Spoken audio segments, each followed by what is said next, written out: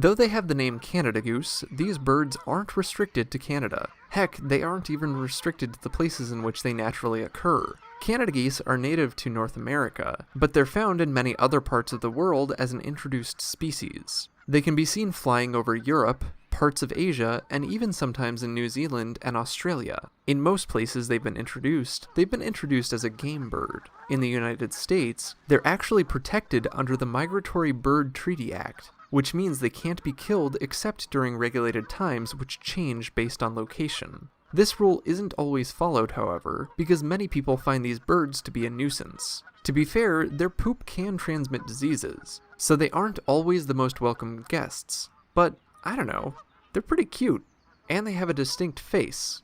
Well, sort of. There are a handful of Canada goose subspecies that tend to be smaller and darker the more northward and westward they live, at least in North America. There is, however, a species of goose that looks convincingly similar to Canada geese called the cackling goose. Cackling geese tend to have a smaller build, stubbier necks and beaks, as well as a square-shaped head when compared to Canada geese. But sometimes they can be quite difficult to tell apart. I mean, they were considered the same species until the early 2000s. Canada geese themselves can range in size depending on the subspecies, but average about 15 pounds in weight and have a 5-foot wingspan, with males appearing just the teensiest bit bigger than females. Canada geese can live at least a decade in the wild, though the oldest recorded captive Canada goose lived to be nearly 80 years old.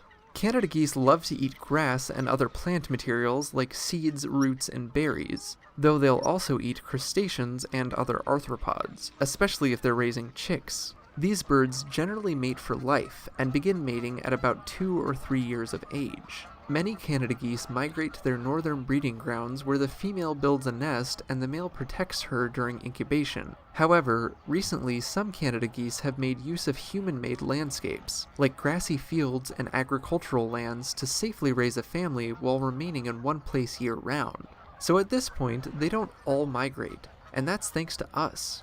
Canada geese like large open areas, usually with a source of water, and without tall grass because it allows them to see all around without worrying too much about predators. The taller the vegetation around them, the easier it is for predators to hide within. Predators to Canada geese include foxes, coyotes, skunks, raccoons, and other birds like ravens, gulls, and crows. If a nest is successful, an average of 6 chicks will hatch about a month after incubation, and they leave the nest almost immediately. They'll stay with their parents, and sometimes other groups of parents and their babies, until breeding season the following year. When they fly, they do so noisily.